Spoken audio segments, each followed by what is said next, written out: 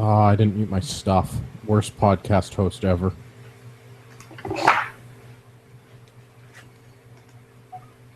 Jesus.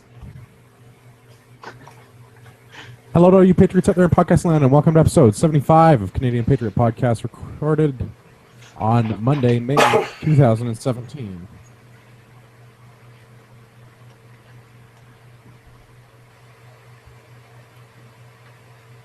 I'm Gavin. Yeah, business owner, gun enthusiast, hunter, atheist, content provider for Toxic Kodiak Pathfinders, and host of the Greater Toronto Area chapter of the Tactical Beard Owners Club. All right, I'm Marty, hunter, sports shooter in rural southern Ontario. Hey, I'm Sean, father of one, IPSC IDPA 3-gun competitor, and CCFR Regional Field Officer Coordinator for Saskatchewan. And I'm Tyler, returning after a month off. I'm a sports shooter, occasional hunter, father, small business owner, and podcast host. I'm Tim, owner-operator of Tim's Good T-shirts. They're quite good. I'm a sports shooter and a proud descendant of immigrants.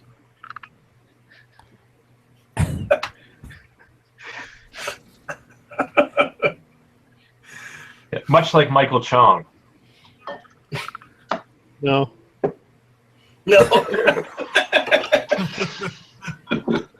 None of them were Dutch?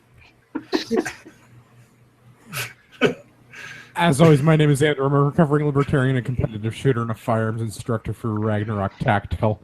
I'm sorry, I just can't get past Tim's intro.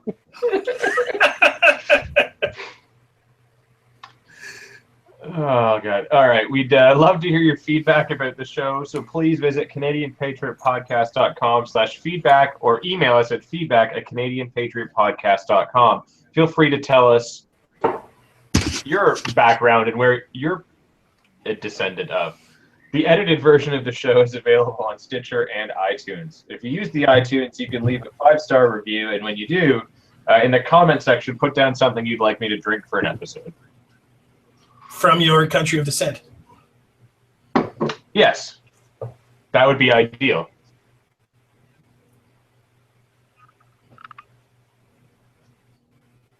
What did I make you drink?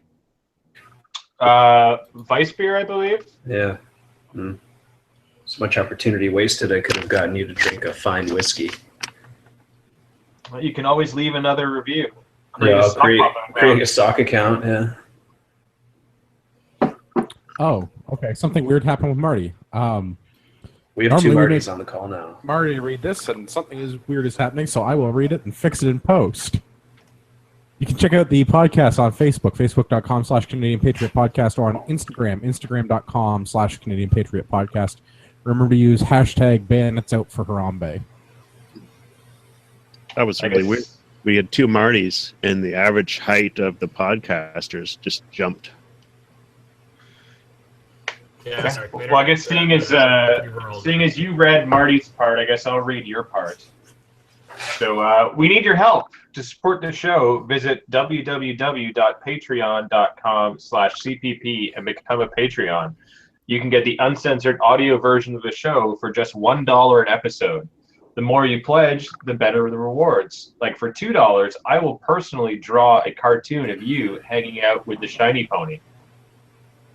We have a shout out for regular email contributor Jonesy, who is now sending us $1 an episode. And just to clarify, because I did get feedback about this, if you pledge $1 per episode, we're only talking about the regular Monday night episodes. The unfortunately regular Thursday night shows are going out to our Patreons at the improved quality, and our regular listeners, as always, for free. But Patreons are not being charged extra when we're releasing bonus material.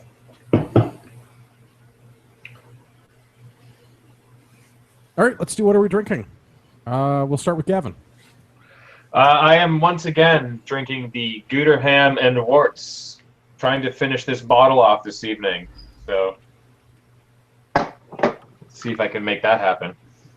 I thought that was your goal last week. Yeah, we didn't get riled up enough on our Thursday night show. Thursday night was the black pill. So tonight might do it, though. Tyler, what are you drinking? Beer. I'm not as fancy as you guys, so I'm just drinking beer. kind of beer? My usual selection of wheat beer. This evening, I am drinking a Shock Top Belgian White. Oh, that's tasty. It's good stuff. And Marty, what are you drinking? Are you back? Yeah, I'm here. Sailor Jerry's tonight. Unlike Evan, I successfully did complete the last bottle. Good stuff. See, the listeners can't tell what's going on, but Andrew is actually editing the show notes to reflect that I'm drinking Shock Top Belgian White. For what purpose? Because people want to know what you're drinking. What for? It's going to be looked up in the historical record. Yeah. What if they're like? What I want to be like Tyler? How can I get my T levels up? I better drink what he drinks. Yeah, actually, beer is not supposed to be good for your T levels. Actually, I drink beer to keep my T levels under control. Fine. Otherwise, he'd just be like a baby making machine, just like. Yeah, Rachel keeps insisting that we have to wait like a year before we can have a second one. So that seems like. So I drink beer. That's what I do. Well, then I guess much like they preserved what was it, Montgomery's Tavern, where all of the rebellious Canadians and everything hung out in history. So will this be a record of us when the time comes? They're going to read these at our trial. Sure. Yeah. They'll be reading it at the trial. Yeah. Same thing. War All right, crimes Sean, tribunal. Yeah. Sean, what are you drinking? Sticking to the Crown Royal Apple, but this time I mixed it up. I put some Blue Sky Natural Soda in it. It's pretty tasty. Cool. Are you Tim, flying what do you some drink? helicopters through those blue That must be a skies? Saskatchewan thing. I don't. No. It looks like there's mountains, but I don't see any sea kings flying through it. But I don't know where it's from. But it's damn tasty shit, man. Nice. All right, Tim, what are you drinking? Drinking 40 Creek Barrel Select and reverse osmosis water. Oddly specific yet again. Good job. All right, we have a note from the Canadian Coalitions for Firearms Rights that I was sent to try and share with our listeners. The CCFR is offering temporary safe storage to firearms owners in affected flooding areas in the National Capital Region. As you may know, temporary shelters do not permit those seeking shelter to bring their firearms with them. If you're able to help store firearms in the National Capital Region or are affected by the flooding and need somewhere to safely store your firearms, please call the CCFR at 1-844-243-CCFR. That's 1-844-243-2237. Or you can email, which is going to be easier to remember because nobody does phone numbers in the current year, info@firearmsrights.ca. Firearmrights.ca. Drinking. Firearmrights.ca. Yeah. And if that doesn't work, you guys who can hit me up on the Facebooks, Instagrams, Twitters, whatever. I'll pass the message along. Cool.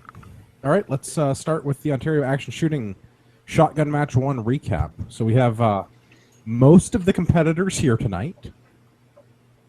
So let's give it the rundown. What did you guys think of the match, those of you that shot?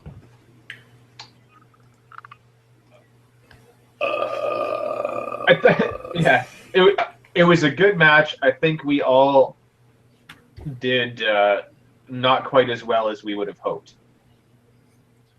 I don't know. I think I did exactly as well as I would hope. I was 10th in my division of 25. I am not unhappy with that number. Yeah. I mean, the weather certainly made things not quite as pleasant as it would have been, but we were all there. We all toughed it out. Yes, the whole being rained on and positive 5 degrees was not the most advantageous of shooting conditions. Yeah, when the wind picked up a little later in the day for a bit, that got pretty cold. Yeah, I mean, I was good and I was dry. I was warm everywhere except my hands, which is kind of important for doing your reloads on a shotgun. So that certainly slowed me up on the last stage or two for sure. I have the same complaint. The first 3 stages were all like back to back to back for our squad, and then we had like a 45-minute delay. By the time I got to shoot, I was pretty cold, miserable, and ready for beer and chicken wings. Yeah, I found that as well. So this was shotgun. My last one. Yeah, by my last squad, I was just ready to be done. Yeah, and I think my scores reflect my that. last stage, sorry. For your last stage, how did you do score wise, Marty? Because I found that the last two stages we shot was where that was my worst stage. Yeah, mine too. Yeah, I definitely fell apart on that last one. You got to go again. It was sorry. My last stage was my worst one, and that was the one where like I dropped. I was like knocking shells off my belt as I was grabbing rounds. That's what I predicted would happen. Laziness. But luckily, you had like a a good 500 or 600 rounds on your belt, though, with all of your shell carriers. Yeah. It didn't happen to me any of the time. It was just that last one where I started getting lazy about it, and I hit it with my forearm, knocked a bunch of shells off. But it didn't slow me down too much. But yeah, definitely something to be cautious of in the future. Well, that's very stupid. No, don't worry, Marty. I can one-up you on that one. I guess from just being in the shitty weather, and then like you guys, like you and Andrew showed up, and so we started, just shooting the shit and everything. I totally went into that stage without my shotgun loaded, and didn't even realize. Yeah, and then didn't even realize until I, loaded it, fired my first round. I was like, why is this thing not working? Oh shit, I don't have any shells in this thing, so had to do 2 reloads as opposed to the one that I would have had to have done otherwise. So yeah, I definitely fell apart on that. What was your last stage for sure? Last stage for us was stage 4 for our squad. Okay. Yeah. So that was the one where you were shooting the clays through the barrel. Yeah. Yeah. For us, it's stage 2. That's the long one. Do you start rounds? Yeah. I shot the bed on that stage big time. I actually had a pretty clean run, but there were 2 targets that hadn't been reset or they had blown over before I got to them, and they will let that go as long as you like take an obligatory shot at the target. But I neglected to do that. I just kind of carried on, I guess, maybe not noticing that they were even down and just engaging the targets I saw. And when I reached the end, Sam, the RO, he said to me, well, you had 2 targets down and you have 1 extra shot. So I can give you the 1 extra shot and allocate it to the target that wasn't reset. And then you'd have to take like a miss for the other one, or you can do a reshoot because the course of fire wasn't set up properly. So I elected to take the reshoot and then proceeded to like totally mess up my second run. I fumbled the first reload. It took longer than it was supposed to, and it messed up the timing of everything. And then by the time I reached like the 3rd group of targets, I had actually kind of managed to confuse myself as to which way I was supposed to go. And so I stuttered there in place for a few seconds and added a few seconds to my time. So that was pretty disappointing. And the RO said to me, he's like, never take the reshoot. It doesn't get any better. So I should have just left it. Yeah. But, it is what it is. So that was stage. Just going to pull up stage results. Stage 2, I was like kind of middle of the pack. We had 80 competitors. I was 32nd there. But just kind of looking at the way the scores are clustered, I think I easily could have been in the low 20s or better had I stuck with my original run. So that'll teach me. But I actually found the cold and wet conditions to be like a plus for the match because I like a challenge, and for fun I shoot as a part of a philosophy of preparation, and I feel like a crisis doesn't wait for fair weather. So this is always a good opportunity to test your abilities. And the wet conditions were, of course, terrible. When I went to preload my shotgun to start things off, I fumbled the rounds immediately. He was like, "Ooh, this is not a good sign." But I actually didn't manage to fumble any rounds during the reloads when I was actually like on the clock. But I really enjoyed it, and I fared pretty well.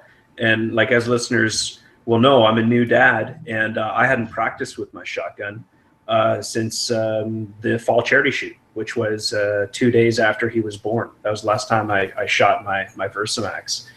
And I managed to place 19th out of the 80 overall and 4th in my division of 14. So, I can't complain about that given how little I've practice that I've had. It's pretty damn legit, man. Yeah. Good job. Mm-hmm. I have a couple of critiques. One of them was totally just a logistics thing. I found it very unusual that we were not preloading as a group. It was just sort of up to the competitors to go and do it. I'm not upset about it. I enjoy being able to go and do my own thing and be treated like an adult. I just don't think I've ever been to a shotgun match where that's happened. Yeah, I think it was kind of run that way. I think they were short on staff because there were members of it was hosted by the Full Auto shooting team, and they were kind of transplanted from their home club of Colby to Guelph Rod and Gun Club, and there were a couple guys that are on the shooting team that I did not see floating around running things, and I think that was part of the problem. And the other thing was, I guess. Them trying to kind of stay on top of the weather conditions probably, distracted minds because we all shot. Andrew, you shot one OAS match last year, and Gavin and I shot. Gavin shot all of them. I shot 5 of them. They were always the preload table was always supervised, and we would all preload, and then we would all have our time to Yeah, it's pretty standard. Yeah, It wasn't. I don't know. I never found that it was like, this is your time to preload. Like, you could go and do that whenever you wanted, but there would be somebody that was kind of watching you. Like, it wasn't like the entire squad goes and preloads. Like, most people would just go and do that on their own, basically right away anyway, so they were ready for the match. Mm-hmm. But it wasn't like it was like, okay, you've got 3 minutes to preload, everybody, go do it now. Like, if you were later in the rotation and you wanted to take a little longer to preload, then that was your own business. Like, it wasn't, sort of so regimented, I found, throughout the year. But, I mean, it's certainly everybody kind of went and did it immediately just to get it over and done with, to save you from doing stupid things like I did, where you show up and you go to shoot a stage and your gun's not preloaded. Nothing worse than shooting blanks. So I didn't mind it. I just thought it was unusual. I don't think I'd been to a shotgun match before where that's the thing, and I like being treated like an adult, so that I'm okay with it. Yeah, I also like that they suspended the whole, you have to case your firearm to transport it from range to range to range at the club for the day, because that really didn't make sense during a competition. I didn't even notice. I just threw mine back in the case because I had to carry the case around anyway. or you could just leave it in your truck. I mean, I guess I could have, but it was in a case when I brought it, and I left it in the case because we were kind of short on table space, so I just kept it in the case. Well, that's what I had done. Like, I brought my Versamax as my primary gun, but also an 870 as a backup gun in case something should happen to it. And so I just packed the two in a double gun case, which is a little bit bulky and cumbersome to kind of move from place to place. So I was really happy that they relaxed on that rule. Cool. My only other critique was stage number 2, the long stage where we had to start unloaded, and there were various banks of targets to shoot after moving, shoot while moving. As a person with a color, I'm not colorblind. I have a color deficiency. I couldn't see the red targets, so I had to count. And with the way the dirt and rain was, I couldn't tell which ones were the no shoots.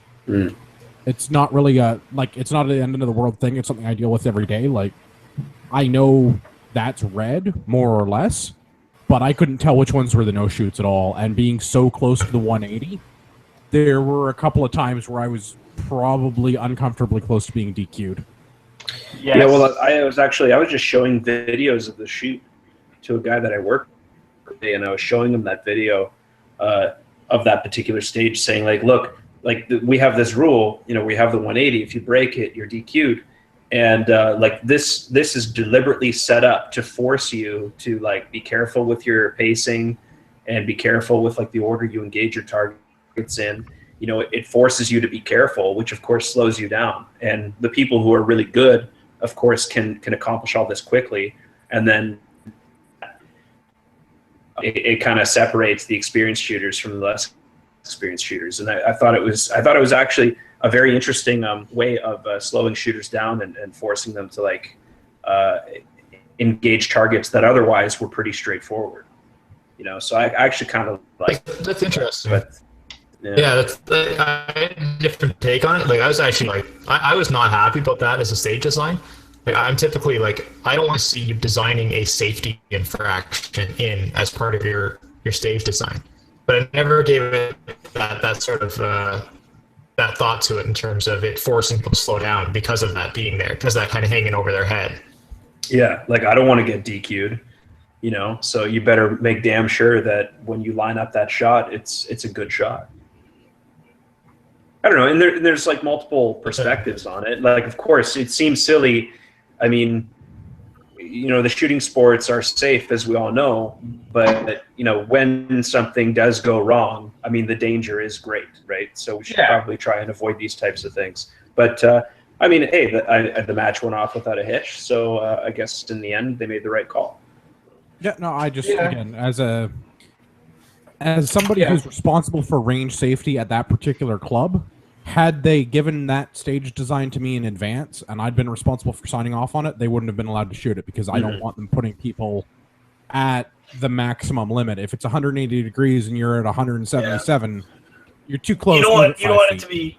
Yeah. You don't want it to be somebody potentially to be put at risk through inexperience, right?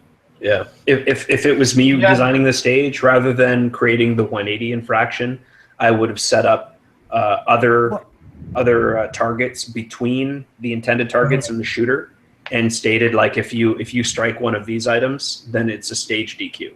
Yeah. See, I'm not. To me, that's a better approach. Yeah, like that. Yeah. A potential for a safety issue, because I don't like DQing people for safety, and I like even less talking to the CFO about why the range is being shot outside of the scope or at the very limit of what it's approved for. Mm-hmm. Well, yeah, I guess that's more of it. Sorry, guy, go ahead. Part of the problem, I guess, is the range is a big open field with a bunch of 4x4s stuck in the ground vertically. So they had some limitations to work with on that range, but that could easily have been solved by pushing everything, ahead or back, 5 to 10 feet, depending. So that way you're not rounding a post that you weren't allowed to shoot and then having to shoot immediately to your right, or trying to shoot through the post that if you hit one, you were DQ'd. I mean, if they adjusted it just a little bit, they could have kept the basic flow the same, which I don't think that was bad. But yeah, and much like Andrew, I don't have a color problem so much as I have just shitty vision. And I can spot the difference between the red plates and the ones that are just blasted steel. But sometimes those bare steel ones against the dirt, I can't see them at all. Yeah, I noticed that. I can't yell up anything. there. Yeah. By the time we were shooting in the afternoon, those red plates were so splattered with mud that there is very little red visible on those plates. Woohoo, Marty's giving me an out. It's not just that I can't see the color red very well. Yeah, no, those bare steel plates, on the that long skinny range, there was that one that was a third of the way up the berm just in the dirt. I could barely see that one. And then that one plate on that stage we're talking about there where you sort of zigzag back and forth, they put that one plate partway up the berm on the right-hand side before you rounded the posts. I shot at that twice and I couldn't tell whether I'd hit it or not. And then I was starting to get close to 90 degrees. So I was either I hit it or I didn't, but I'm not wasting any more time on this. And it turns out that I missed it. But all right. Closing thoughts for the OIS match. Anybody got anything we missed? I thought it was a lot of fun. It was a good warm-up. I look forward to more. Yeah, I was okay with my performance considering the limited time I had to the practice beforehand, so I was okay with what I did, and there's definitely lots of room for improvement yet. Right on. Let's get into the news. We're going to start with. Hey, Sean, do you want to tell us about this one? Yeah. Okay, so Brad Wall recently, Bill C-40, he put in Bill C-40. He's with this. He's, for those of you who don't know, he's the best goddamn premier in all of this country. But he recently put in a bill to allow up to 49% of all crown corporations to be sold off for revenue. And so, of course, the Liberal or the NDP majority is all up in arms about this. But what do you guys think? What do you guys like? Because they're fielding offers to sell off 49% of SGI and SaskTel. You know, and I think it could potentially be a good thing because it'll generate you know, the open, you know, with the open market and you know, having a private company come in and say, you know, have some say in it. I think it would be good, and it'll help pay down the deficit due to the lack of resource revenue that Saskatchewan currently has. But I don't know. I'm kind of mixed on this. What do you guys think? So I guess for background, SGI is the Saskatchewan Government Insurance, which is essentially automobile coverage in Saskatchewan. Well, yeah, automobile, and I believe you can get home insurance through them as well. But we don't have a choice. We have to go through SGI for vehicle insurance and plates, essentially. So that's my problem with the whole thing. They make it mandatory that you have it, and then they're the only ones that can provide it. Well, but that being said, at the same time, I lived in Red Deer for a few years, and my plate cost doubled from what SGI was giving me for the same vehicle, and I had no accidents, whatever, right? So some of the left does have a point there that if say SaskTel gets sold, like I'm with SaskTel for my mobile phone service, and I pay for unlimited everything, and literally unlimited data, unlimited text, Canada, US calling, etc. I pay $110 a month. That same plan with Bell or TELUS or whoever is going to cost me $200 to $400 because that's just how they roll, right? So yeah, but how much of that is being subsidized by your taxes that you're already paying for? And then if you were to, you know, like that's the problem. So I don't know that in the case of SaskTel, but in the case of SGI, there's no money transferred between the government and the insurance corporation. Correct. The profit for SGI stays within SGI, and the government has not had to bail SGI out in the 70-odd years that they've been in existence. No. Well, because SGI is just looking to break even, essentially, right? Right, and I don't know for SaskTel, but even if they're not on the same model, I don't know that that's a terrible thing. It is a crown corporation. Mm-hmm. Well, and with SGI, you know, there's pros and cons. Like I had a buddy who was riding his bike here in Regina, and girl was texting and turned left at a red light and hit him right in the leg. He ended up losing his leg, but he fought with him for 2 years. Yeah, fought with him for 2 years to get paid out because he couldn't work. He almost died, right? And so there's some downsides to it, and I think if they did sell off a portion of it. It would make SGI more efficient, but in terms of SaskTel, I think it's going to make it worse because SaskTel usually does a pretty good job for me anyway. In terms of, and my home internet's through them, and I don't seem to have any issues, right? But I think if you add a private investment option, it'll do nothing but incentivize the company to do better and grow, right? Well, and that's kind of how I look at this, and it can only be up to 49% of the holding of the corporation. Yeah, so the Saskatchewan taxpayers are going to hold 51%, so they're going to have the final say on anything anyway. Right. It's not like they can privatize it. It's not like in Ontario where we're looking at selling off a crown corp and it becomes no longer a government asset. Go ahead, Matt. My question is, how often do the taxpayers get to have that say? That's the question. Is it a quarterly thing or is it just based on the election cycle? It's the election cycle. What are they giving? There's a minister at the provincial level that's responsible for the overall operation. They essentially hold like a CEO position. So it's one guy. So it's one guy who's giving the quote unquote voice to the people, is what you're saying. That's my understanding. Is that more or less accurate, Sean? Who in a? I'm partially playing devil's advocate here. Yeah, no, for sure.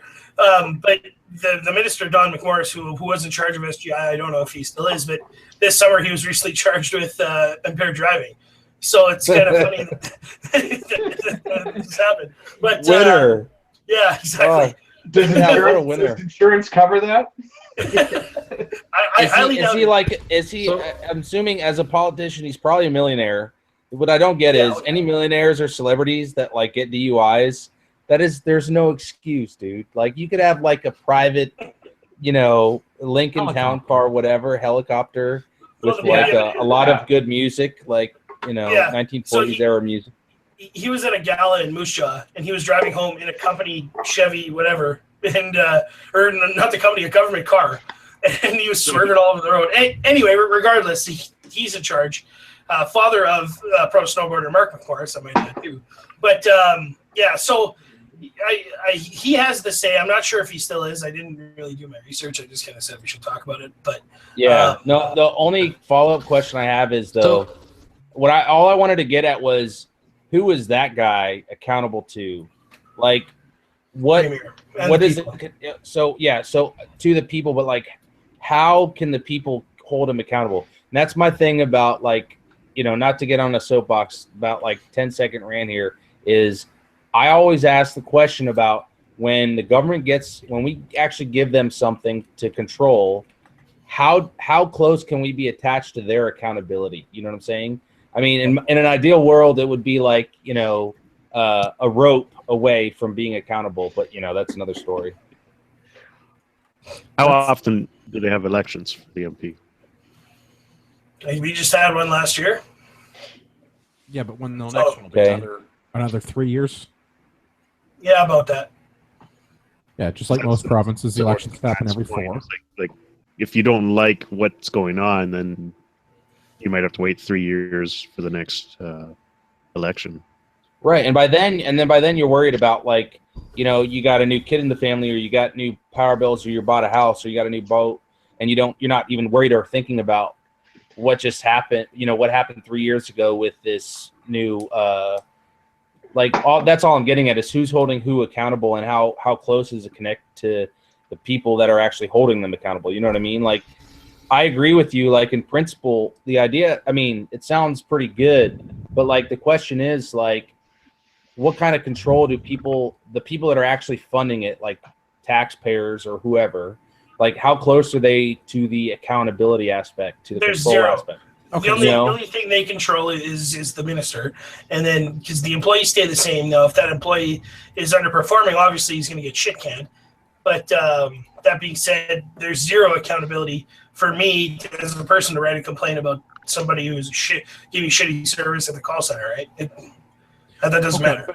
Is that going to be any different under a privatized model? Probably not. Even if you went to a fully privatized model, like in Ontario, where the government doesn't have an insurance company, but you're still obligated to carry insurance. Every insurance company in Ontario is equally shitty. Some of them are more shitty than others. Why are they shitty, though? That's the question. I think it's because it's mandatory. Mandatory. It's because of the oligarchy. I'm going to make that echo later. Where's the drops, Timmy boy? Oligarchy. No, I mean, that's the question, though, right? I get it. Corporations and big government are all, it's all disconnected from accountability because they can just do what they want because they have the power. They have the monetary power. Even in a system where you privatize it and get the government fully removed from the crown corporation, so long as the still service dealing with is a big, powerful. Yeah. Right. So the trick is to make insurance optional. Yeah. All right. I'm all for it, but go on, Marty. All right, sorry. Yeah, I have two thoughts on this. So one is this is kind of a unique situation where unlike, let's say in Ontario, as we mentioned a couple of times with the privatization of Hydro One, it's been privatized, but it's still a government protected monopoly. So now you have a privatized corporation that is for profit that has no competition whatsoever. That's a bad situation. Okay, that's for, and these are the types of situations where people will hold up and go, look at the faults of capitalism. Capitalism it's not the issue of capitalism, it's an issue of government protected monopolies. So that's the one thing I see with this that is a bit unique in that it's there still is open competition. once they become privatized. If they're not a monopoly, they're not, it's not mandatory to use their service. My comment is, you commented that the way it runs right now, it's they're basically not running it at, they're basically running at a break even, and their services are relatively reasonably priced. Once that becomes privatized, let's say they did get 51%, where it becomes privatized, and as you said, the competing products on the market are charging $400 for what you're paying $100 per month, and maintaining it at $100 per month. Yeah, but who's paying for the 100? How are they getting that to be down to $100 per month? Somebody's making that. They're running their own towers, and they have their own network. But still, I hear what Marty's saying, and I think it's great mainly because of the deficit that Saskatchewan's running. Like, we have $1.7 billion surplus, right, or deficit right now, based on oil being shitty and potash being crazy oversaturated. So prices have slipped, and the left, more specifically the opposition NDP leader Trent Wotherspoon, has been extremely vocal in saying, why are you cutting all these services? Well, the Saskatchewan government cut the STC, the provincial ran bus service, laid off or gave cuts to education, and cuts for social programs that weren't needed. But this is a way to recoup some of that money, and in the future, maybe make more money, right? And because we can't rely on resource revenue for the rest of our lives. Well, maybe I can, but my kid can't, right? It doesn't make sense. So that's kind of where I was getting at, is that this is a good thing to pay off. Yes, it's very short-term viewed, but it's still going to pay off the money that they're missing without having to do all these shitty cuts, right?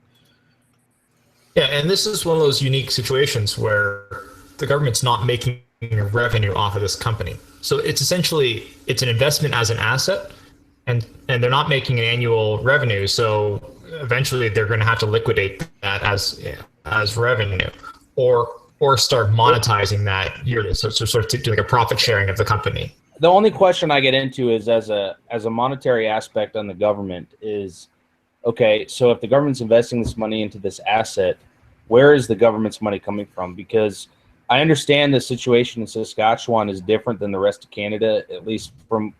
I'm an American. I'm not as involved or interested in the macroeconomic situation in Canada in terms of.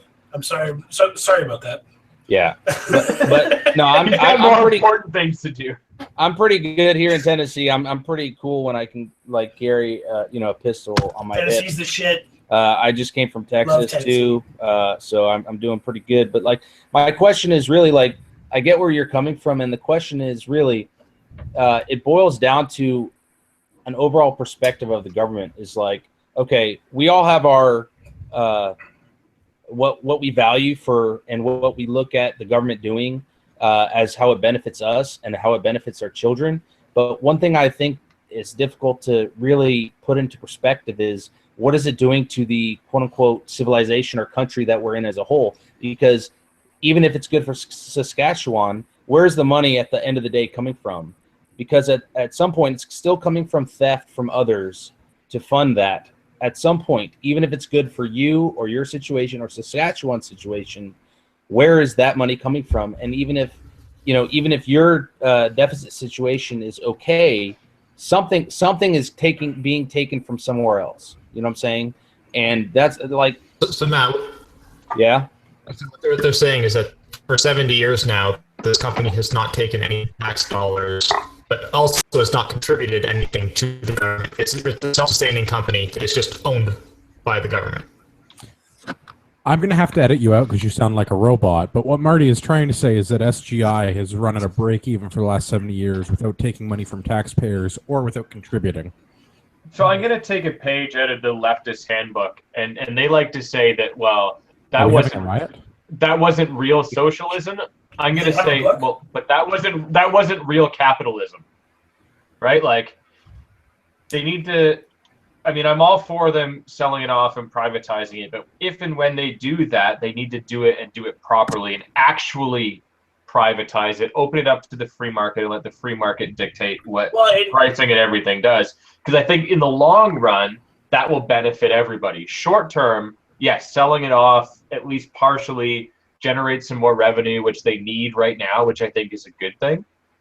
But yeah, opening it up to like a government monopoly where it's like, oh, it's totally privatized, but only this one guy is allowed to sell it, is just going to drive your pricing up. Well, in any market, when there's one company or somebody providing services in a market that is able to undercut the market with their price, no matter what, if you look at the long run, like let's look in the past, whether it's cable in America, you look at automobiles in America, when a company's able to undercut prices because of a government situation, government mandated situation, basically a use of force situation, backing up their ability to undercut the market, the long run implications usually lead to massive commodity fluctuations that are unsustainable. And I'm not trying to get into like the viability of like Saskatchewan, the situation there in Saskatchewan, because really we're getting into a macro conversation about what you guys' natural resources are, and you're stuck at the mercy of the Canada's like negotiations with NAFTA and Canada's negotiations of who the hell they're exporting the shit to, really.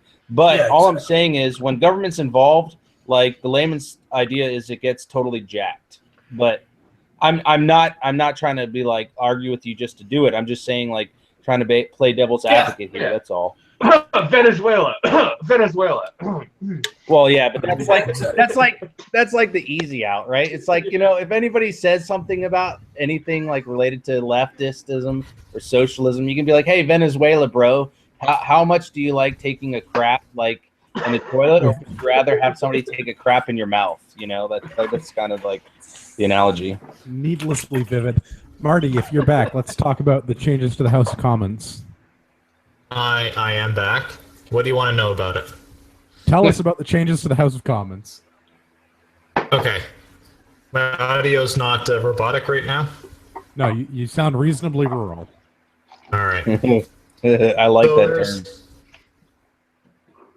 There's two sides of this. There's not two sides. There's two parts to this. So one is the letter that was sent out in early March, on March 10th, to state what the Liberals' intentions were for modernizing, is their term, modernizing the orders of the House of Commons. And then the later is just this past week was a letter from Party Shager to the House leaders for the slimmed down or cut down version of the earlier letter of the few things that they are going to ram through regardless of any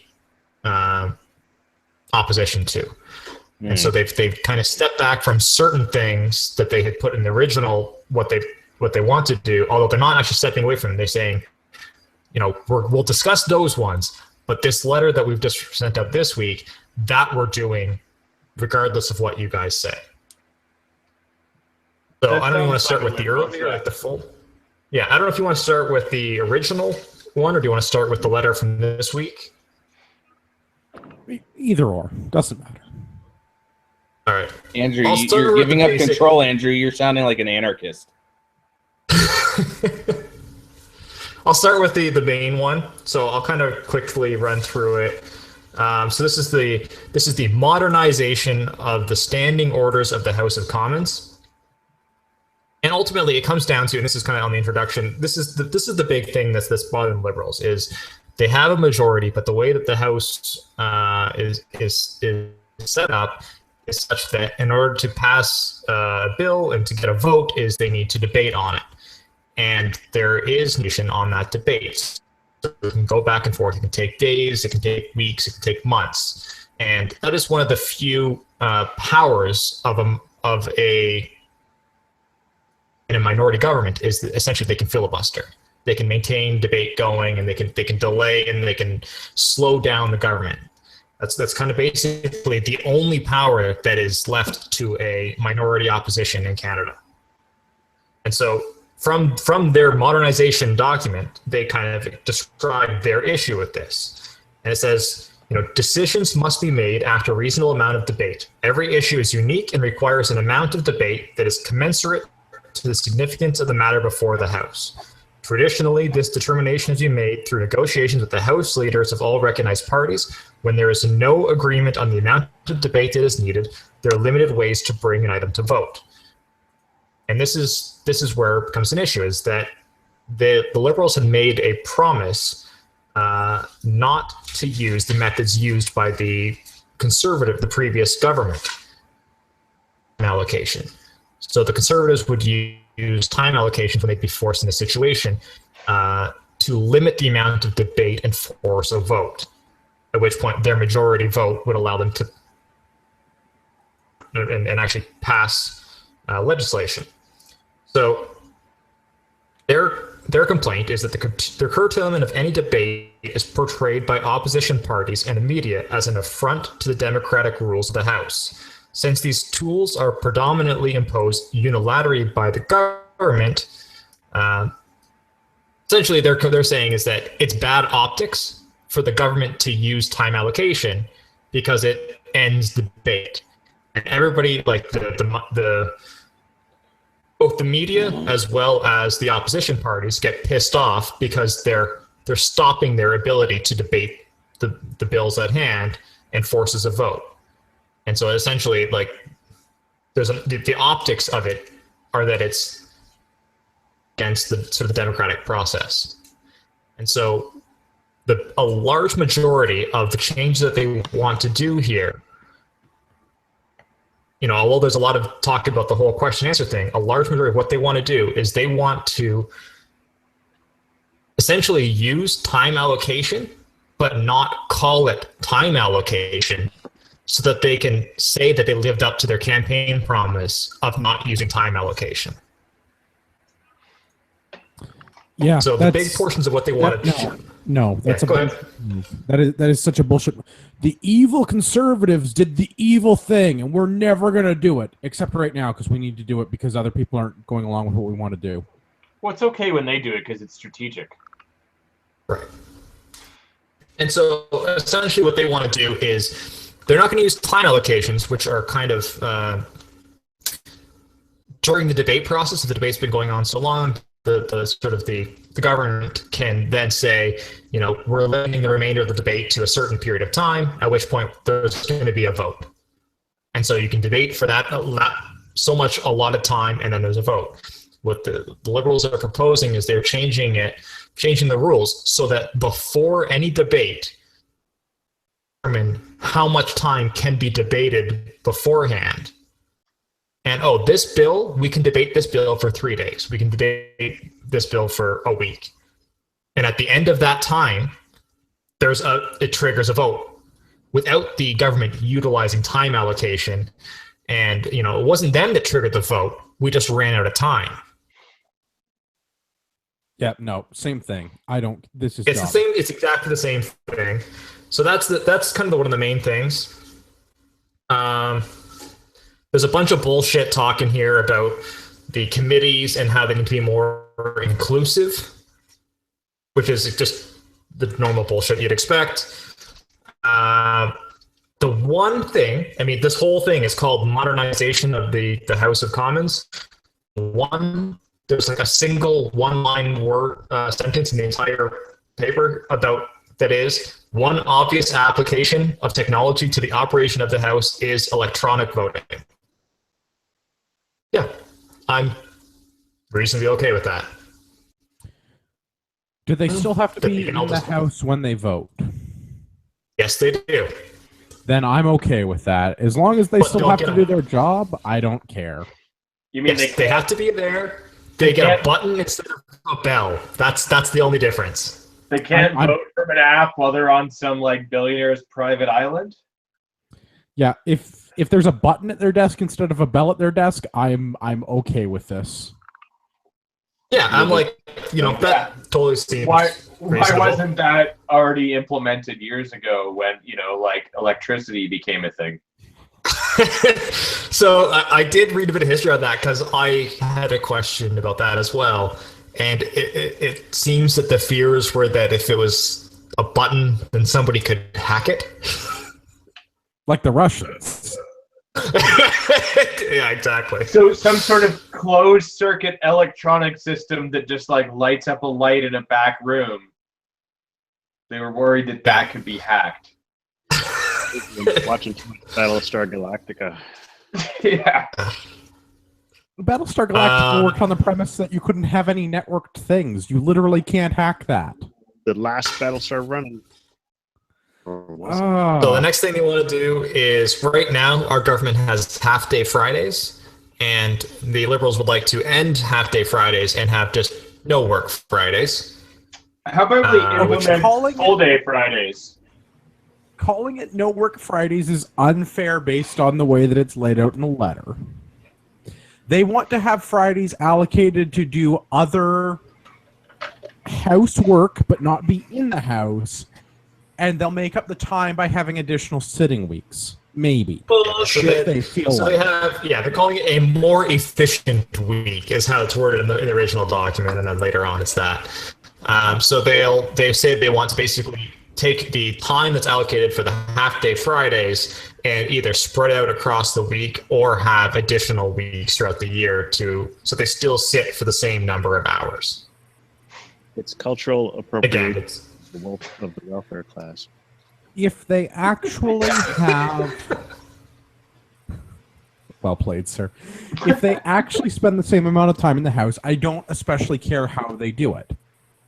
As long as they spend the time in the house actually doing government work. If they use this as an opportunity to cut down on anyone showing up from their job and doing work, then I'm not okay with it, which leads me into the next thing about the Prime Minister. all right. So the next one with the Prime Minister. If they look at what they're paid, the same hours as somebody in the private sector that is paid more or less equivalently. Exactly. There's nobody in the private sector that has as little qualifications to do their job as a government official does, that gets paid the amount that a government official does. I agree with you 100%. But if they're being paid $100,000 a year, they should be keeping the hours that somebody else that is paid roughly that salary should be keeping. Allegedly. Get rid of him, why don't you? All right, next one. Just basically three more main points from their thing. The next one is the Prime Minister's question time. So they this one is helicopter worthy. I know, and it's kind of in the middle, but I'll do this one now. It's probably the longer one we'll talk about. So the Prime Minister question time is that they want to dedicate one question time and basically make one question period during the week mandatory to the Prime Minister attend. And during that question period, the Prime Minister will answer any questions proposed to him. Now, any question? Right now, he will stand up and give the prepared response relative to the topic for whatever topic you ask. He won't actually answer a single damn question you ask, but he'll give a canned response to the topic. I think we need to make a group trip to Parliament if he's going to answer any question. This could be hilarious. Do they allow Americans to participate? I believe you need to be a sitting MP. Yes. And you need to submit your question ahead of time, and in the order of submission from the House Leader. There's a whole process of getting a question asked to the Prime Minister. But that's a whole lot of bullshit. Right now, and I did go through the House rules because I myself had some questions about this. The Prime Minister actually does not need to stand up for, from what I can see, any questions. And that's basically what he's doing right now. And this is a big contention in the House right now. If any of you guys watched the House question period, is that right now Trudeau does not stand up for questions. even questions directly pointed to him.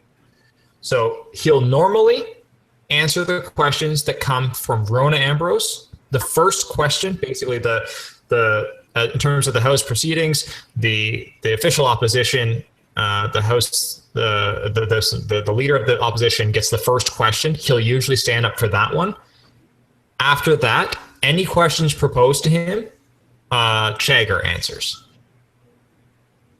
He does not stand up for any other question. Recognizing that there's nothing in the procedure in the House of Commons that requires or obligates the Prime Minister to stand and answer questions, the fact that the House Leader does the majority of the answering on his behalf, I find deeply offensive. Absolutely. Yeah, it's a big. So their claim is that, you know, if they could do a Wednesday question period where he could answer questions. Now, in terms of the opposing view on this is he can answer questions today. Like we don't need a rule change to do this. He can just answer questions, and he can answer questions on Wednesdays. That can be his thing, and we don't. I would like if they changed the rules so that he actually had to answer questions that were directed to him. If that means that it's one question period a week where he actually has to show up and answer the question himself, in my mind, that's an improvement. I don't think that's what they're proposing, but in my mind, that would be an improvement. Because this whole not standing up to answer a question in the House, as a Canadian who believes deeply in our democracy, I find this incredibly offensive. You know what? I'm going to throw a drop in right now. There's a in the House proceeding, in the question period, there was a back and forth, and with Mulcair, where he kind of calls Trudeau out here, and angry Mulcair is fun to listen to. So let's hear what the question proposed to our Prime Minister. Is today in this House breaching parliamentary tradition by refusing to answer questions. Stephen Harper took all questions every day during the Senate scandal. The Minister wants to change the fundamental rules of Parliament in order to help himself. And why this? Well, because he said he values question period and accountability. That's why he wants to scrap it. If that's true, why doesn't he stand and start asking Canadians to listen to answers to some of our questions for once, instead of his usual platitudes or not answered? So he kind of fumbled over himself a bit there. He meant to say, why doesn't he stand and start answering questions? But yeah, still, angry Tom being angry is one of the more delightful things in Parliament. And you know it's bad when, like, the leftist is standing up and commending the guy that's even further right than the guy that's in government right now. Like, the last dictator was better than the current dictator, and he was literally Hitler. Yeah. So, do you guys want to hear Trudeau's response to that one? Oh, let's hear it. I'm waiting patiently. All right, let's hear what Trudeau has to say about that one.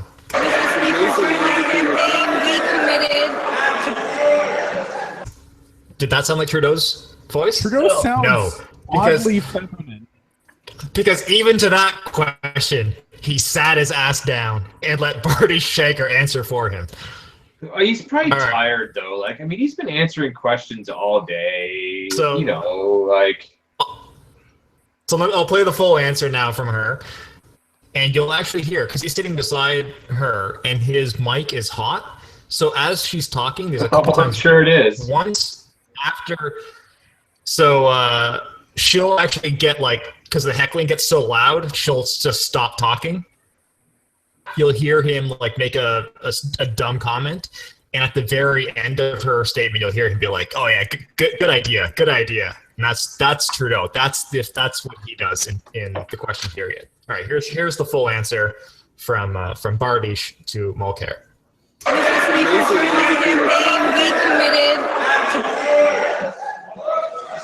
Order. House Leader has the floor, one at a time. Mr. Speaker, during the election campaign, we committed to bringing real change to the way this government will do government. This government Canadians to listen, engage to them and the very real challenges that they are facing. We will continue to do that. What is clear is that this place needs modernization. We can improve the way we work together in the House of Commons. We know that's exactly what Canadians expect. I encourage all members to be part of that conversation and to really bring this place into the 21st century. Thank you, Mr. Speaker. And it happened to democracy. That's a good idea. That's a good idea. That's a good idea. What else you got, Marty? Is there anything else from the letter? There's a couple more things quickly. One is omnibus bills. So that was a contentious point with the previous government, is that Liberals were against the use of omnibus bills, and now that they have a majority government, well, fuck, they want to use omnibus bills because they're convenient. So what they're proposing is they essentially allow the Speaker of the House to have the ability to divide omnibus bills if there's enough opposition from the MPs. No. Now, for the House being in control of the governing party, that's never going to happen. But what it does do is it allows the Liberals to say, omnibus bill, there was no opposition to it. Because if there was opposition to it, then the Speaker of the House could have split it up. Again, it's just them doing exactly what they said they wouldn't do, but finding a loophole or finding a dumb way to word it and just to try and, well, basically to tell there's any tension at all that how awesome they are. I don't like and this. The last thing that they've done in this proposal is the management of committees. So committees essentially are where a large majority of the bills and things like a large majority of the government is actually done. It's through the committees. The committees work together. They propose the bills that go through, and they want to make the committees more inclusive. And so, what does that mean? More inclusive? You don't want to know. Basically, people that aren't. It's worse than you think. It's not even in terms of like. I expected immediately like, oh, it needs to be like certain gender minorities, and it's not even that. It's like people that aren't involved in the committee, they're excluded from the committee. So people that aren't involved in the committee should be allowed to join and like heckle meetings and attend everything. They just won't have any power. So people that don't actually give a shit enough to actually care could come in and voice their opinion, and you have to listen? No. They won't voice their opinion. You don't have to listen to them. They don't have voting privilege. They don't count for quorum. And they get to attend the travel that goes along with the committee. Fuck that. Also, secretaries can also get this exact same privilege now. So the secretaries also get to go on all the fun trips with the MPs. No. That's the last proposal. No. Modernization of the House that they plan. The only modernization that I saw was replacing the bell with a button, of which I'm totally for. Which in this day and age really isn't even that much of a modernization, let's be honest. Yes. But the rest of it is complete bullshit. It's hypocritical bullshit. It's rewording things so that they can do the exact same thing that they said they would never do and chastised the previous government for. Can we just like kick the doors in and be like, we the government now? No, the Libertarians. And so from the letter this past week, so that was the full list basically of what they want to change. From the basically the line the Liberals have drawn, it is the half-day Fridays. They're adamant that they must deliver no work Fridays as part of their campaign promise to their constituents. What? Yet that's their line in the sand. And that's because they said that they would modernize government, and no work Fridays is how you modernize government. So they're making Also- Friday following the rest of the week. Yeah, and also I liked this from Chager's letter from this past week. It is with regret but full transparency that I want to inform you that under this circumstance, the government will need to use time allocation more often in order to implement the real change we promised. So they gave up on calling it something else, and they just said, okay, these are our lines in the sand, days, and we're just going to use time allocation. We need it, and it's fun. All right, next one, Caliber Magazine. Yeah. The RCMP has released a document clarifying semi-automatic AR-15 pattern lower receivers. So apparently AR-15s are not clear enough to the RCMP, and they've spent decades trying to figure out how to ban them, and they may have finally found a way. Based on the original Colt SP-01 specification, the standard way that an AR-15 is fully automatic or select fire is based on machining of the rear shelf. Inside the lower receiver, there's a place below the fire control group, the safety selector, that has to be milled out to accept a full auto sear.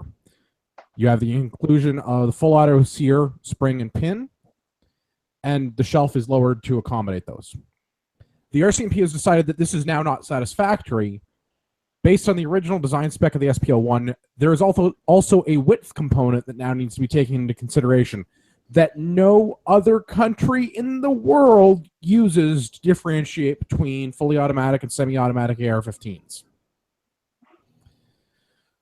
The difference is about 3 millimeters. But is that like a real life 3 millimeters or like?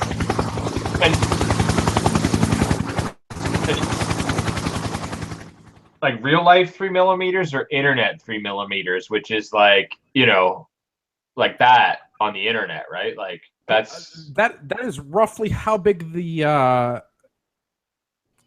appendage the RCMP is waving around at firearms owners with this, because we've had AR-15s be restricted by name through an ordering council for like 20 years, but now the machining criteria for the receiver has to be updated and modified because there may be AR-15s that have a wider opening in the receiver. Well, the wider you know, opening doesn't do anything. You still need to machine the shelf. You still need to put in a pin location for the sear pin, the full auto sear pin, which a regular AR-15 doesn't have. So never mind the fact that you still have to machine the lower to accept the full auto sear. You just have to machine some of them a little bit less. That's the distinguishing factor. This is bullshit. But I mean, you know, if somebody has a whole lot of time, effort, and education on how to do this, they could totally do it. You don't need, you know, a just whole like they lot can of take time a piece of pipe from Home Depot and make a Sten gun, but I can still go and buy a piece of pipe legally. Right, that's the thing I don't get about this, is if you're going to put an AR-15 in a milling machine and mill out the shelf so that it can accept a full auto sear and put it in a drill press so that you can drill in the holes that you need for the full auto sear pin, widening the shelf a little bit is not, it's not even an extra step. It's something you can do while you're already doing that. Yeah, and if I have a milling machine, which that's what I'd use for drilling a hole as well. If I have a milling machine, and I can build an AR or a full auto AR from a block of aluminum. That's what I mean. Like, I don't. The fact that you have to machine in the pinhole and change the geometry of the shelf, whether you make the shelf deeper or wider or both, is not a big act on a milling machine. Like, ooh, you have to go in the other axis. Big freaking deal. You're already creating a prohibited firearm by doing that. It doesn't matter which direction you go in. By making it accept a full auto sear, and have the potential to be fully automatic, you're making a prohibited weapon. The changing which way we measure the dimension, this is nonsense. This is going to be a way to prohibit certain AR-15s because certain U.S. manufacturers are lazy, and they're milling out material that they technically don't need to mill out for a semi-auto. Now, that being said, I haven't seen any brands that have actually fallen into this category yet, but has anybody? I will not name names. I will not name names. The answer is yes, that there is someone out there that... There are brands available on the Canadian market. Go and measure the distance on the inside of the receiver above the safety selector. If it is less than 14 millimeters, you're good to go under the SPO1 regs. If it's approximately 17 millimeters, you may be in possession of what could be a prohibited item. Allegedly. And if you happen to have one of those, there's this guy in Canmore that really likes to buy up guns that will gladly take it on a canoe trip. He's a big fan of non-restricteds for the most part, though. Yeah, Mike and Canmore buys all the non-restricteds. I'm pretty sure if needed, he would buy a few restricteds. This is such a nonsense thing from the firearms lab. The RCMP is so grasping at straws by this. And I feel like this is a directive that's come down to the RCMP firearms lab because this is not new technology. This is not something that just, we have extra, we have AR-15s that might have this thing that's been milled out. No. Yeah, it's not like there's some new trigger group that you can drop in a slightly wider milled out receiver that allows it to go full auto. Nothing has changed. This is just bullshit. Oh, it is. Except for some of those NEA that had some weak tolerances that would shoot doubles and triples. But that's not a failure of the machining in the lower receiver to accept a full auto sear. That was just some not quite up to spec triggers that may or may not have been produced. NEA is never going to sponsor the show, whatever, it's fine. In my opinion, this is the first step by the RCMP to allow for a new regulatory loophole to prohibit the AR-15. Yeah. So I'm not happy. There's nothing we can do about it. Write your MP. Tell them they're dickheads. You should be doing that anyways, though. Let's be honest. Especially if you live in my riding. My NDP or my MP is an NDP, so that won't do anything.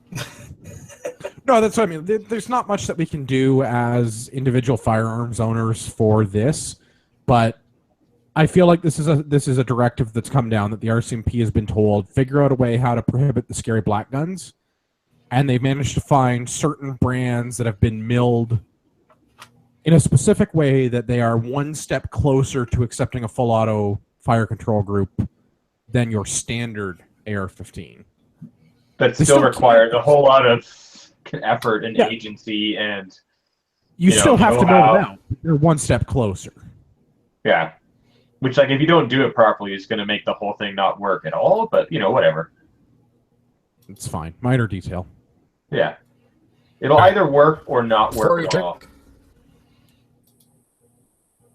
Before we jump on to the next topic, I want to jump back to the whole changes in the House of Commons. So I did have one more clip that I really think is important for everyone to hear. Is as we just went through basically all the bullshit that the Liberals are trying to go through, it questions how they think they're going to get away with it. And this last week, after a bunch of debate in the question period, Candice Bergen, who's the House Leader of the Conservatives, and Murray Rankin, who's the House Leader of the NDP, they were in the media scrum. And I want to play a question that was asked by one of the reporters in the media scrum. I don't know what, I don't understand, I don't know which media group they're from. Somebody possibly CBC or not, I don't know. But So anyways, one of them asked this question, and I think it's important for Canadians to hear the questions being asked by our media. And it really gives you a full insight into the mentality of our media right now. So I'll give the first bit of the question because it's kind of stepped on by Candace Bergen a bit. So the reporter was going to ask the question, and it is essentially because the Liberals have a majority government and they can basically run through whatever changes they want, and the opposition has no say in it. So the question is, one thing I don't understand is that many of the things they want to do are things they can do without your consent. So here's the full question and answer. We do have a problem with it. Things that what they want to do are things that they can do without your consent, like not tabling on the list, not prorogating. All of them. Why do we care?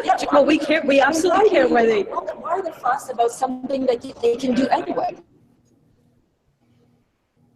Why do you care? Because we live in. We literally just had a media person. We literally just had a media person. Just ask the opposition. They have a majority. They can do whatever they want without your consent. So why are you questioning them?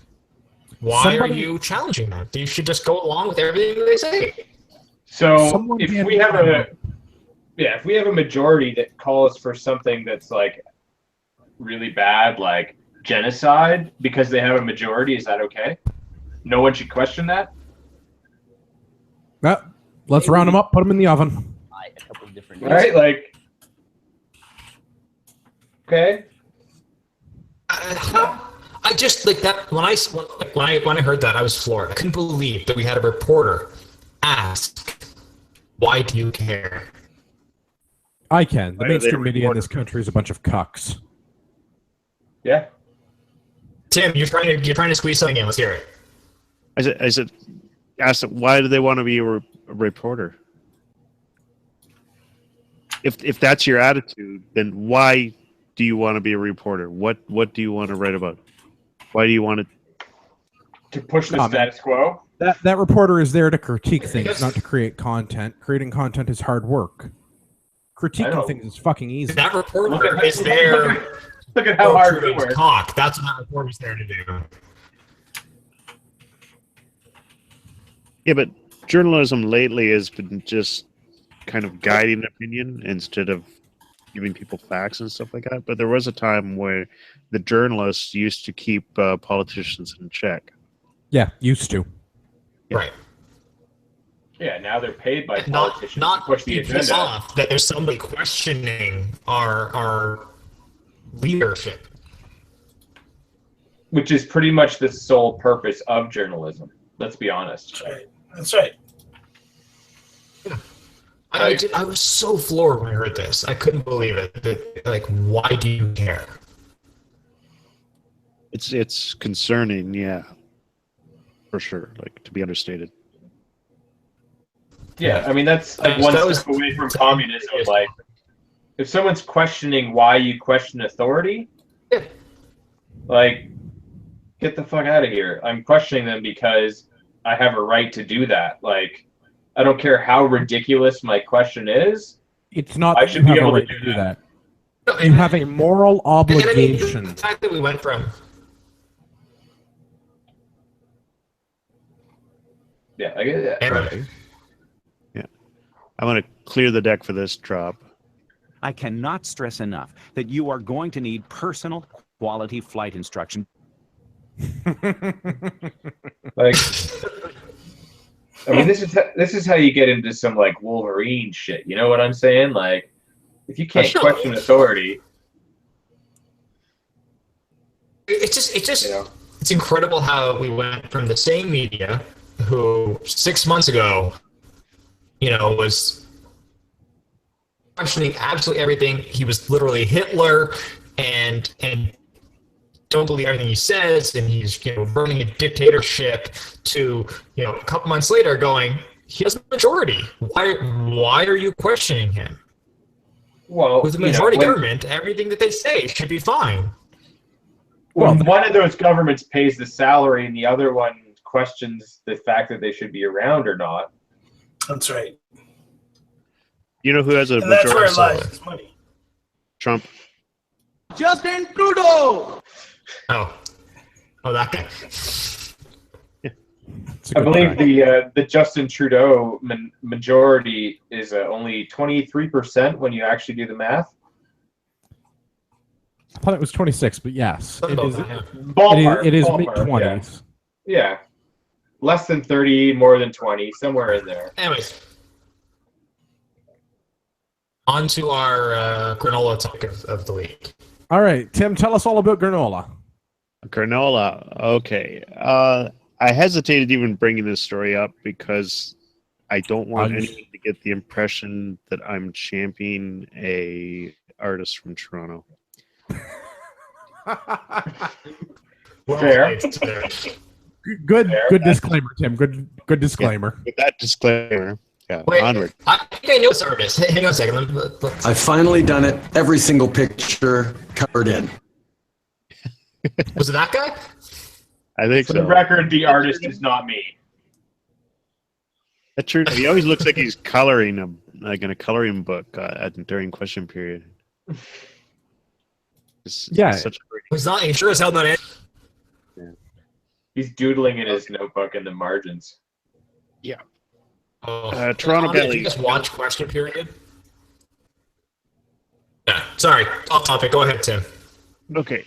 Toronto Gallery canceled the exhibit of a white artist's paintings over complaints of cultural appropriation.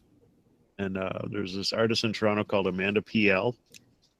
And right off the bat, I'm a little triggered because, like, why did she change her last name to 2 capital letters? Anyway. Yeah. And she does these blatant rips off of Aboriginal Canadian art. Like, it's obvious. Like, she goes on and she's like, I did some research and she was talking about, I'm influenced by Monet and Van Gogh, and this is not that style at all. It's a blatant rip-off of Aboriginal art.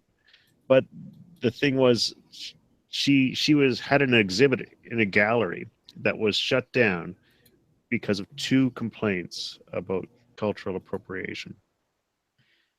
And cultural appropriation to me is kind of like my feels. It's like they went on like they said it becomes a problem when things are borrowed or taken and they're used in a context, or they're misunderstood, they're not understood, and they're unknowingly or unpurposely used in an inappropriate way. Culture critic Jesse Wendt said society and media have become more inclusive, which may be why we see more transgressions being called out more often. And then he said, storytelling is foundational to Aboriginal Canadians' survival and their continued survival. And they said that the theft of his story is the loss of his culture and its assimilation. And that's why the arts are so important to them. And they're important pipelines, and they're just as important as sovereignty and water. But to have someone do a bad copy of your art doesn't take anything away from you, I would argue. It's not like she's trying to pass this off as buy original Native Canadian art from a Native Canadian artist. She's like, hey, I've got pictures at this fancy gallery in Toronto. If you want to give the money and buy some, I'll take your credit card. Yeah, like, so this is how I look at it. Like, I mean, as long as she's not trying to pass herself off as something she is not and gives credit where credit is due. Which it isn't in this case. How is that any different than, like, somebody that is not European going, oh, well, I'm a big fan of Michelangelo or, you know, any of the other great European painters and painting in their style. You know, like, if you paint like them, but you're not, for lack of a better way of describing it, white, it's okay for you to do that. Well, because which kind of white is it, though? Like, we're the majority. Pretty right? Italian, so shouldn't you be at least a little bit Italian? I talk with my hands a little bit, so that's okay, right? Close enough. And that's the problem, right? Like, and that's the problem, right? Like, where do you draw that line? And I mean, it's, like you can be inspired by anybody. Can I just go with cultural appropriation is bullshit? We live in a multicultural society, or is that like the left is going to freak out about that? Yeah, I think it all depends on your intent, right? Like if you're going to try and pass that off as you're part of this culture, I think that's wrong.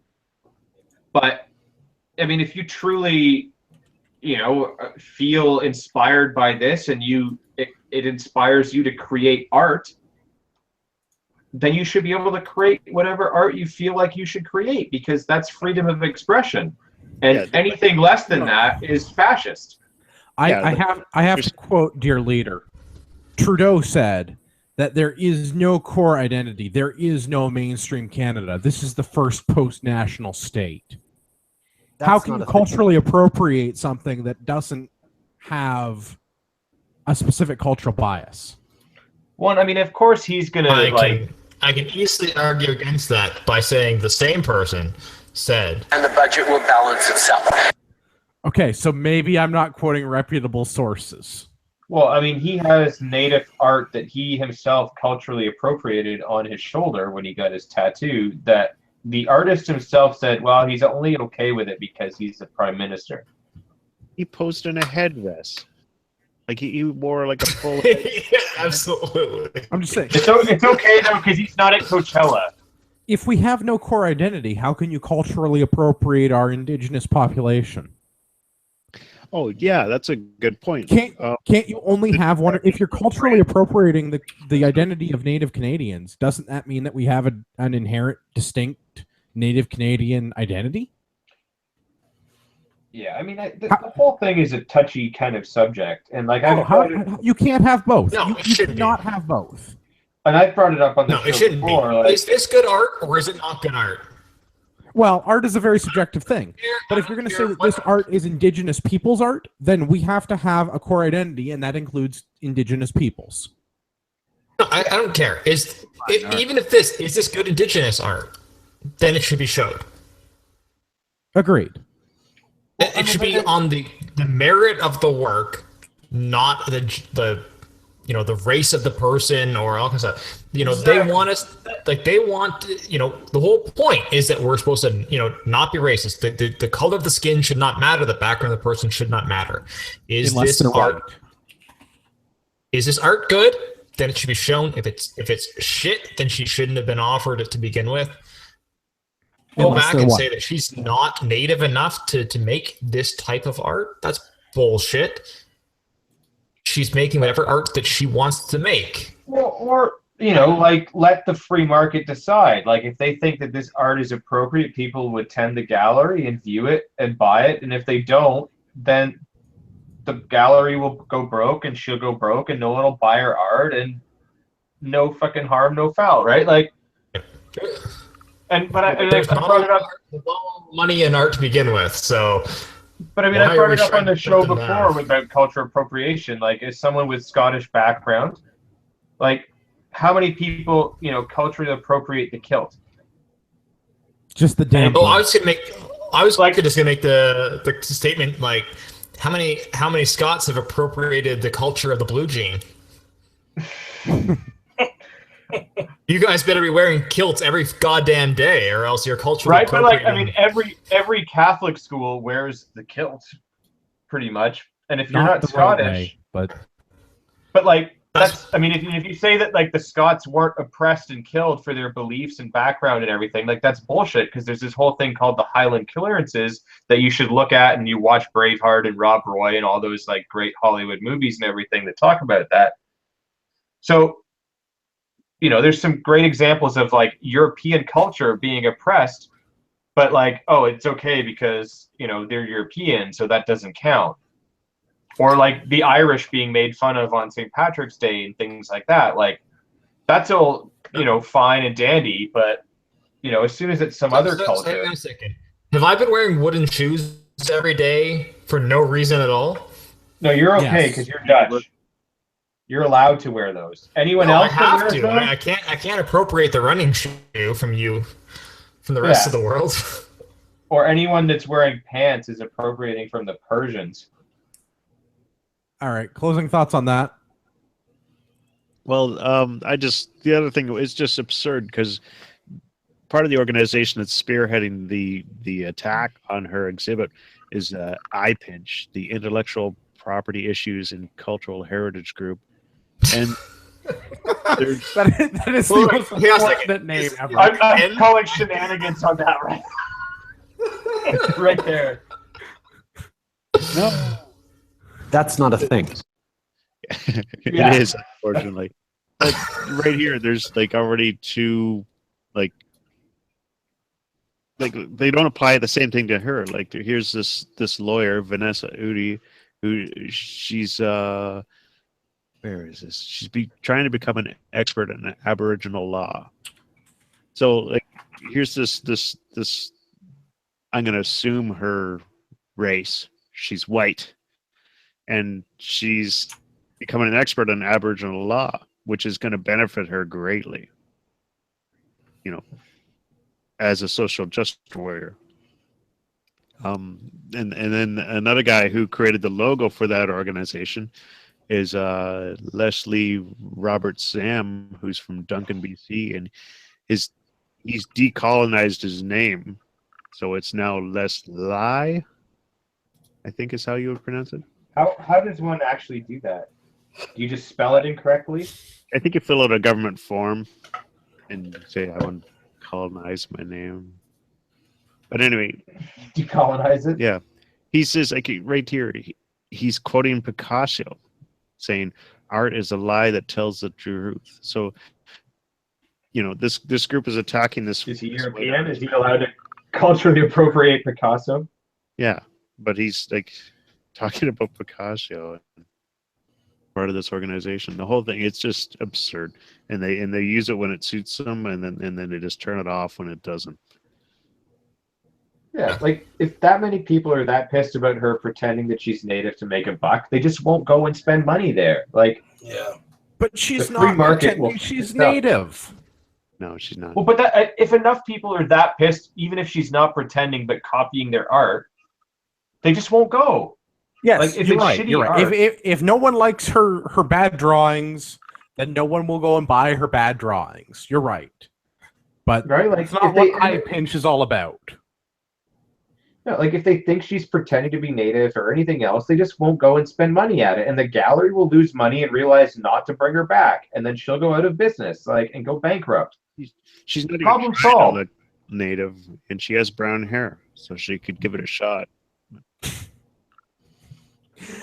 Let's go into the Philpott report quickly. We've got from Z1035, because I guess that's a source we quote for news now. Did the government spend $54,000 on Canada Goose jackets for their staff? And the answer is yes. Yes, they did. Yeah. How are they there was more sources than this one. I know, but I enjoyed this one that Gavin sent to me because it's from some weird radio station. Okay, I'm Toronto like, radio. This is in my local newspaper. No, I think your local newspaper also had this, but Gavin's was funnier, so we went with that. All right. Yeah, way more legitimate. They have the internet. So the Ontario PC deputy leader called out a report from the 2015-2016 fiscal year where the Ontario Liberal government spent $54,000 on Canada Goose parkas for their staff. These are parkas that typically retail for approximately $1,000 a piece. So it's a good thing Ontario balanced that budget now. Yeah. I mean, I guess they had to cut all that money to auction. They did not balance the budget. They've sold off assets that have offset the deficit for this year. Same thing. They balanced it. Same thing. How? Who? I don't even under. Why would you buy $1,000 jackets for government? Why would you buy $1,000 jackets for anybody? But why would you buy them for government employees? They're not even a multicam. Yeah. For real. And my Cry multicam jacket didn't even cost me $1,000. But What? That's pretty close to that, right? Who approved this? That this was even like remotely like, oh yeah, that sounds fine. Go ahead. The government. It's okay when it's their own staff. Oh, I mean, this is so absolutely ludicrous. I mean, like, okay. Absolutely. I could understand if they had some sort of government position that required them to be out in the cold as part of their job. No.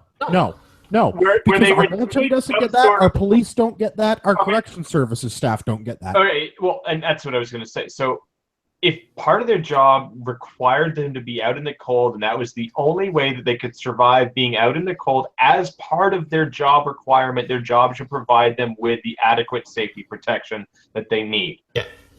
If they're being reallocated to that region as part of their job, and so and they're an outdoor position in that region where like a jacket is required, absolutely they can. It's basically they can expense a jacket. Yeah. But you don't need to get the most expensive jacket on the market. Yeah. Unless that's the only one that adequately protects you from the thing or whatever, then fine. But like, there are plenty of other jackets out there. Yeah. This is a designer brand at this point. This is just purely a government going, well, it's not my money, so I can get whatever the hell I want. Yeah. It's very. That is exactly what it someone is. got some money out of this. Yeah. I mean, a moose knuckle brand jacket would have been cheaper at the very least. But like, yeah, if you work in an office, we'll just let that one hang out there, man. Yeah. There's nothing I can. There is actually a knockoff brand called Moose Knuckle. It's amazing. Oh fuck. But like, yeah, if you work in like a government office, you don't like you could buy your own fucking winter coat. Like if you have to go to and from work in the winter, but that's not part of your job to be out in the winter, then you can buy your own fucking winter coat. Like, I don't buy winter coats for my employees because that's their own fucking problem. I work in an office. I wear a winter coat Yeah. like 2 days a year. I wear like a warm sweater to the car, and And the car has its own heat. Yep. Yeah. Okay, so even if you want to get like fancy police parkas, though, like premium 511 quality parkas, I'm even saying like Tough Duck. Like think about it. Airport staff that are out on the out there all the time. Yeah. Think about road workers that are out there like all day long. Like these guys are wearing Tough Duck type of stuff like that. This stuff's not cheap, but I mean it's but a couple $100 is for a jacket. $200. Yeah, exactly. Right. Yeah. yeah. So like the guy de-icing plane wings, you're thinking he should have a good winter jacket. Yeah. I'm thinking that guy knows what cold is. That's what I'm thinking. Yeah. Yeah, you don't want him going, screw this. I've had enough. I'm good. Let's go in. It's good enough. Yeah. Yeah, that guy his work should pay for his good winter coat. That's all I'm saying. And Or I'm at not saying least- that, At least give him a break on it, like some money, like throw some money towards the guy, it just, and again, it's just this goes enraging. down to it's the mentality of the Liberal government. I mean, we've seen this. This is the whole reason we had the Philpott report. There's been so many different instances where they just don't give a shit, and it's this entitlement to the taxpayer money, where they just blatantly go way above beyond sort of the requirements and the mandate of the position, and they just spend money because it's not theirs, and they're elite, and they deserve the best. Yeah, and this is the thing, They spend money like a drunken sailor. Like everyone knows this. well, but So a drunken sailor spends money on booze and whores, and that makes sense. Sometimes cocaine. It's true. Sometimes okay. The Liberals spend money on fucking jackets. Well, and this is the fucked up part. Like, so the Ontario government cut all of that funding for autism. And, like, I mean, the debate about healthcare and whether it should be provided or not provided is a whole other story. But, like, I mean, kids that are born with autism are people that cannot provide for themselves. So they cut all the money that goes towards those guys. But, like, yeah, people that don't really need jackets, yeah, let's buy all of those. Like, so there's no, like... I bet you, here's what I bet. I bet you there's a lot of autistic people in Canada who could be taught to do a government job. A hell of a lot better than anyone that's currently holding it. And all seriousness, absolutely. You know, there's a lot of side effects of autism that you know, in terms of like typically like, repetitive tasks, mathematics, and things like that, they have a strong understanding. Yeah, attention to detail. Not buying government jackets for $1,000. Not buying $1,000 jacket. Yeah, that's probably never come into their minds to buy $1,000 loose knuckle jackets. But anyone looking to buy really high quality 511 jackets can go to shop.ragnaroktactical.ca. That's right. I will get you a 511 parka or a true spec parka, and it will not cost $1,000. Yeah. Let's do rapid fire feedback. If you wanted to, but I mean, we got to talk about like a cash deal because we're not reporting that to the government. Yeah. Let's do rapid fire feedback. We've got an email. This is from Jason. When you admire a basic dictatorship, he's got a link to a Globe and Mail article where he says, at least he isn't a hypocrite. He's talking about the fearless leader, the shiniest of ponies, Justin Trudeau. Yeah. This comes back to our previous discussion about the changes to the House of Commons.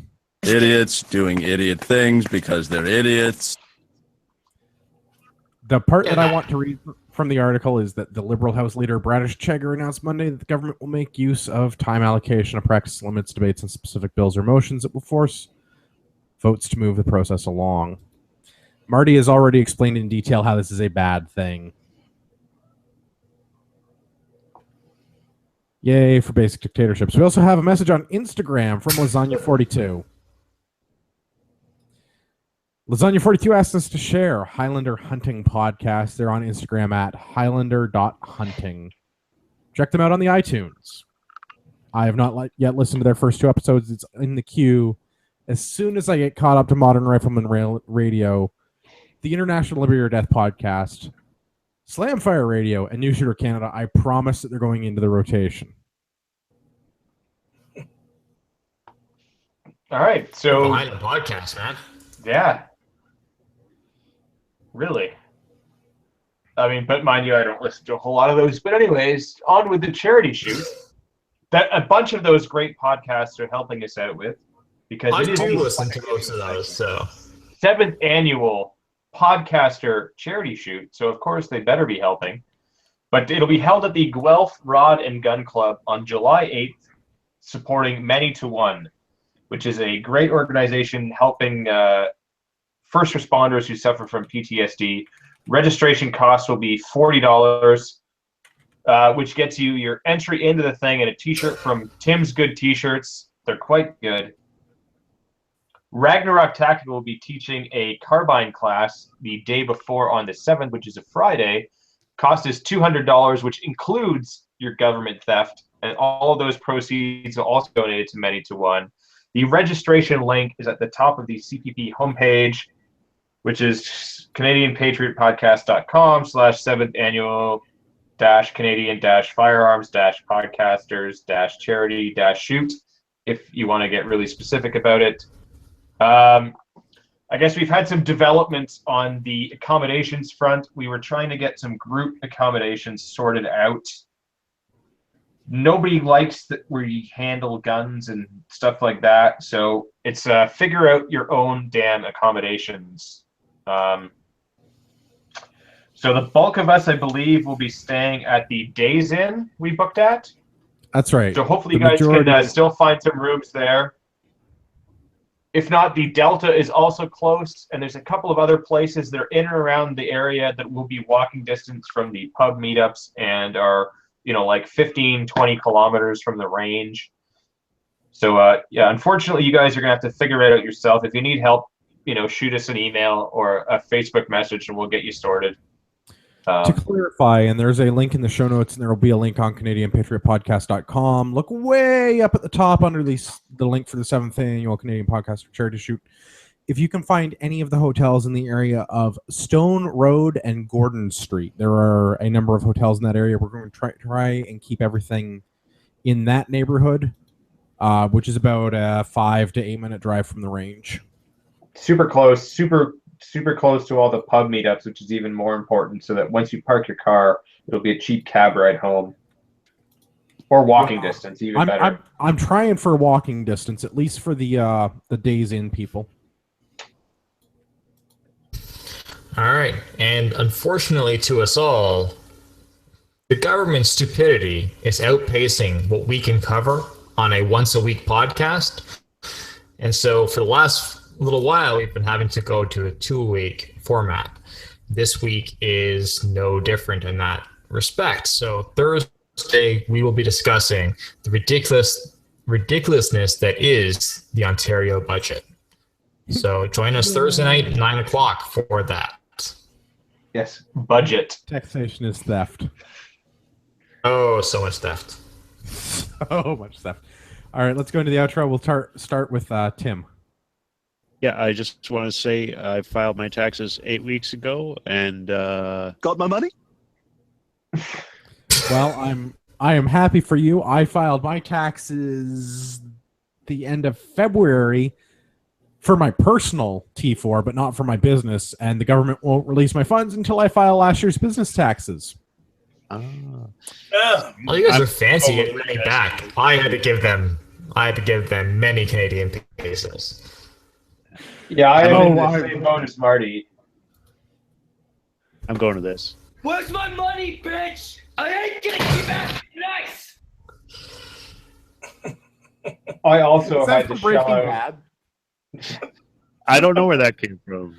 Yeah, that's Breaking Bad. I believe it is, yeah. I also had to shell out many extra dollars for my government.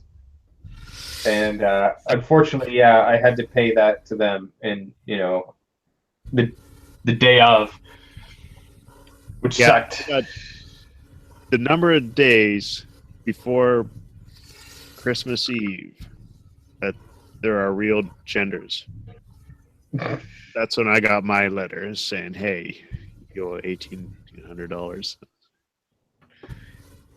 Yeah, they wanted, luckily, I think I maybe talked about it previously on the show where I was doing my taxes and I hadn't put in my RSPs yet and they wanted something like an extra $7,000.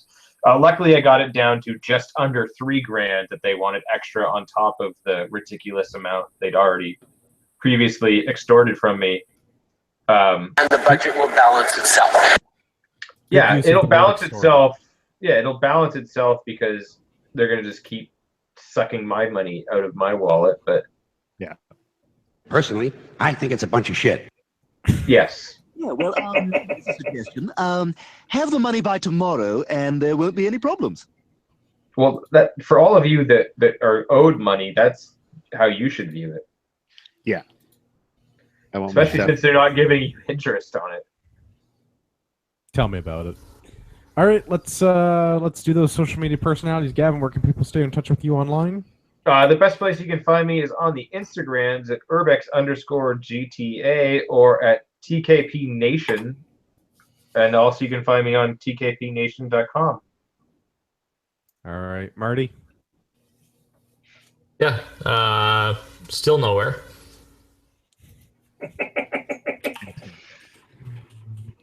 Sean, tell us about the Canadian Coalition for Firearms Rights. Yeah, I'm still here, by the way. I've just been really quiet. I apologize. But yeah, Canadian Coalition for Firearms Rights, firearmrights.ca. Go check us out. We're, like we spoke earlier in the podcast, if you guys need safe temporary storage, those of you who are being affected by the floods, give a shout to info@firearmrights.ca or shoot me a message and I'll get it to the proper channels. You can find me on Facebook, Regina Wildlife Federation Facebook page. Sean Heineman, my last name. You can find it. And Instagram, Heineken44. Yeah, as we all know, the Canadian government is not great at maintaining your firearms rights when there is a flood in your neighborhood. So, or on days ending in Y. Yeah, if you are affected by the floods, please talk to the CCFR so that your firearms do not get reallocated as per SRB. Tim, where can people find you? Leave me alone. I'm trying to make shirts. That's a great marketing model. I love that. They are quite good. Tyler and Matt were here. You can find them on the International Liberty or Death podcast. They have subsequently left. I understand there are baby duties to be had and I think hockey to be watched. Yeah. I don't know. Some form of sports ball was going on.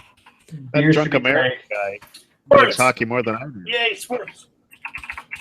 Yay, Go team. Sports. That's winning. Wow. As always, my name is Andrew. You can train with me at RagnarokTactical.ca. For the podcast, you can find us. We have a website. It's CanadianPatriotPodcast.com or on Facebook, Facebook.com/CanadianPatriotPodcast. If you want to send us hate mail, the best place to do that is feedback@CanadianPatriotPodcast.com. Remember, let us know how we offended you deeply. I have to apologize to Rod Giltaka this week. I'm sorry, we have a show that is run longer than normal. We just could not fit him in. For all of our listeners out there in podcast land, I would like to remind you that you are the true north, strong and free.